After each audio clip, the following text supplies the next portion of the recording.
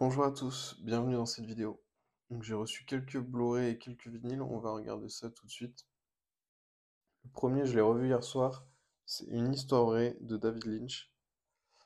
Donc c'est un film de Lynch qui est assez différent du reste de sa filmographie. D'ailleurs, il le dit lui-même, c'est pas forcément ce qu'il a l'habitude de faire. Euh, mais il a été tellement touché par l'histoire et par le scénario qu'il n'a pas pu s'empêcher d'accepter ce projet. Et bon, c'est un très joli film sur la vieillesse, sur la famille. Voilà. Pour résumer, en fait, c'est un grand-père qui est en mésentente avec son frère depuis 10 ans. Et, euh, et en fait, il décide de lui rendre visite, sauf qu'il n'a pas d'autre moyen pour y aller que son tracteur, quoi. Donc de l'Iowa jusqu'au Wisconsin en tracteur tondeuse, quoi. Donc c'est une histoire vraie. Je crois que c'est arrivé en 1994. Voilà, très beau film. L'acteur principal, Richard Farnsworth, il est magnifique. Très touchant, franchement. Voilà. Si vous n'avez pas encore entamé la filmographie de Lynch, peut-être voir ce film un peu plus tard. Euh, Pas commencer par celui-là, en fait, je pense, finalement. J'y réfléchissais l'autre jour et je me disais que c'était peut-être le plus accessible de Lynch. Et en même temps, c'est peut-être pas le film qu'il faut lancer en premier, quoi. Tout simplement. Donc voilà, une histoire vraie, très belle édition. Je crois que j'avais un DVD, donc voilà, la mise à jour est plus que méritée. Voilà, le 4K est très bon, honnêtement. J'ai passé un super moment devant ce film. Voilà. Ensuite, j'ai pris Le Mépris, donc un peu le même style d'édition qu'une histoire vraie. Bon, sauf que voilà, les digipacks cartonnés, alors c'est très beau, mais c'est fragile. Alors je pense que ça se verra pas à la vidéo. J'avais fait une photo que j'ai... Ah ben voilà, voilà, vous voyez. En gros, je sais pas, je pense que ça a dû servir comme sous-main pour rayer un document, j'en sais rien. Mais du coup, voilà, bon, il est un peu abîmé, puis bon, évidemment, c'est en rupture de stock, donc je peux pas le faire changer. Bon, après, c'est pas dramatique. Quand j'achète un truc neuf, j'aime bien que ce soit dans un état irréprochable. En plus, voilà, c'est une belle édition pour les 60 ans, c'est collector, c'est en rupture. Euh, la nouvelle illustration, je la trouve super réussie. Euh, voilà, très beau. Donc, j'ai pas encore vu, mais apparemment, la restauration 4K est très bonne. Voilà, le fourreau, en fait. C'est un livret et le film en Blu-ray 4K. Et globalement, ça reprend la couverture. Donc très beau film, probablement un des plus beaux films français. Je vais pas forcément m'étendre sur Le Mépris. J'aimerais bien à un moment faire une vidéo un peu plus ambitieuse soit sur Le Mépris, soit sur Godard de manière plus générale. Donc voilà. Mais superbe édition, très beau film. J'ai hâte de le revoir. Le Mépris. Ensuite, j'ai pris Tenet. Alors, Tenet, c'est un Nolan qui est pas forcément très apprécié. Bon, je suis pas un inconditionnel de Nolan, mais je me souviens avoir vraiment bien aimé celui-ci. J'ai bien envie de le revoir. Euh, bon, c'est un steelbook, bon, ouais, je le déballe, mais il a l'air tout à fait.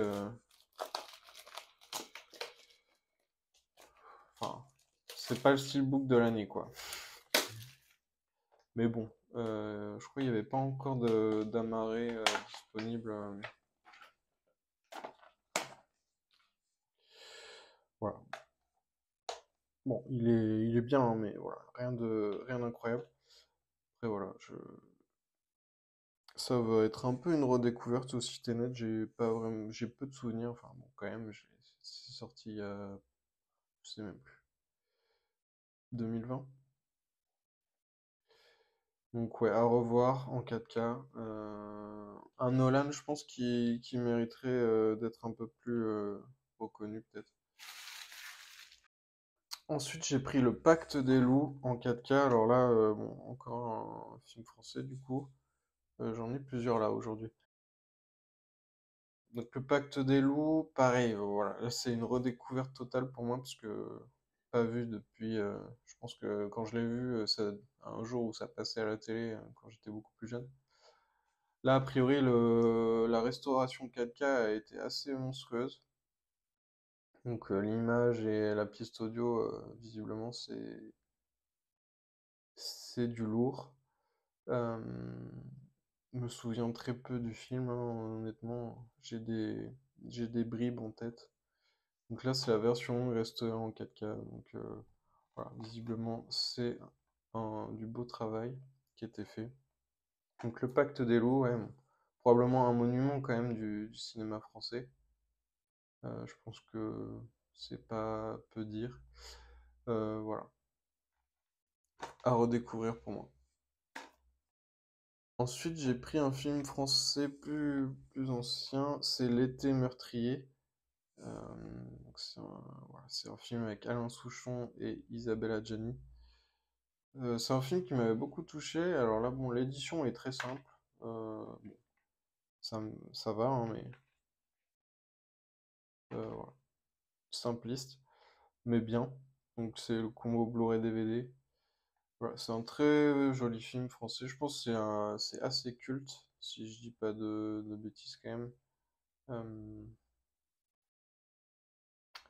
voilà, c'est bon, pareil, ça va être une redécouverte pour moi parce que ça fait un petit moment que je l'ai pas vu, mais voilà, je suis très content de l'avoir. Ça faisait un moment que j'attendais qu'il y ait une version sympa. Donc voilà, L'été meurtrier. Ouais, bon, je vais pas m'étendre sur L'été meurtrier, faut que je le revoie. Mais voilà, très jolie édition, un peu simpliste, mais bon. Ensuite, j'ai pris donc, qui est ici depuis le début, la BO de Aguirre, donc composée par Popoliou. Donc Aguirre, c'est le film de Werner Herzog avec Klaus Kinski. Bon, c'est un monument. Si vous l'avez pas vu, je vous invite à le voir. Donc j'ai finalement pris le CD parce que bon, je voulais le vinyle, mais en occasion, le marché de l'occasion, c'est un peu n'importe quoi. Bon, je connais la loi de l'offre et la demande, mais quand même un peu abusé. Et encore que bon, quand je vois certains prix sur des Blu-ray, etc., je me dis, il y a vraiment des choses qui sont aberrantes. Mais peu importe, chacun se fait ce qu'il veut. Donc voilà, Aguirre. Alors l'avantage du CD sur le vinyle, c'est bon, ça a été remasterisé en 2018 déjà. Et il y a Aguirre 3 en bonus track, donc qui est absente du vinyle, remasterisé plus la bonus track, et du coup c'est le même visuel. Bon, c'est quand même, je suis quand même très content de l'avoir. Et bon, c'était quand même 15 euros quoi, donc comparé à, je pense, en vinyle pour avoir une édition en super bêta, il faut au moins mettre 80 euros en occasion quoi. Aguirre en CD. Ensuite, j'ai pris une autre bande originale, donc cette fois c'est en vinyle, c'est Sorcerer. Je l'ai trouvé sur eBay. Bon, pour un vinyle qui a 50 ans, ou en tout cas presque, il est en super bêta. Il a été plutôt bien conservé. Donc je crois que c'est enfin je crois, j'en suis sûr, c'est la première bande originale composée par Tangerine Dream pour, euh, pour un film majeur, on va dire. Donc Sorcerer, c'est un film de William Friedkin sorti en 1977. Et c'est en fait un remake du film Le Salaire de la peur. Bon, le CD est noir, il n'y a pas grand-chose à dire. Remake du Salaire de la peur de Clouseau. Alors moi j'ai tendance à préférer le remake, même si bon, Le Salaire de la peur, ça reste un grand film. Le remake, et notamment cette bande originale, voilà, c'est c'est un cran au-dessus, je trouve. Euh, Donc voilà, je suis très content de l'avoir. Pareil, j'ai failli le prendre en CD parce que j'en avais un peu marre des offres occasion. Encore que celui-là, il est beaucoup plus abordable hein, que Aguirre par exemple. Et ensuite, j'ai pris The Place Beyond the Pines, donc la bande originale composée par Mike Patton.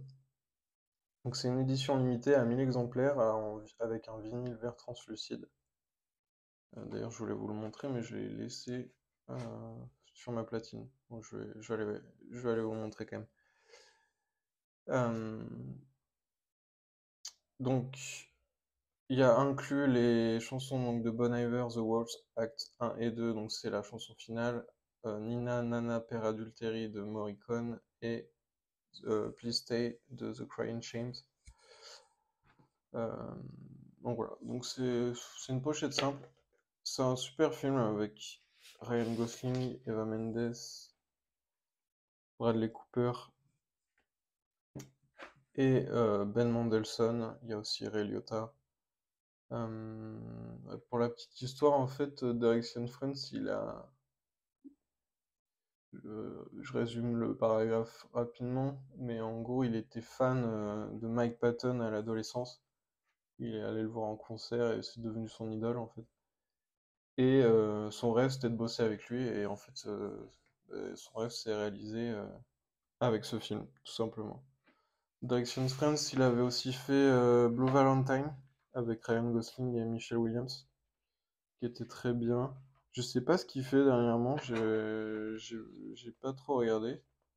Je suis même pas sûr qu'il ait sorti un film depuis celui-ci, donc ça fait un bout de temps quand même. En tout cas, voilà, super film, avec une préférence pour la première partie, même si la deuxième, voilà, elle est sympa, mais elle est moins bien rythmée, et le casting me plaît moins. Mais voilà, très bon film. Donc c'est tout pour aujourd'hui. Je reviendrai avec une autre bande originale de Tangerine Dream d'ici peu. Puis moi, voilà, je vous souhaite une bonne journée, une bonne soirée, tout ce que vous voulez. Et puis à bientôt.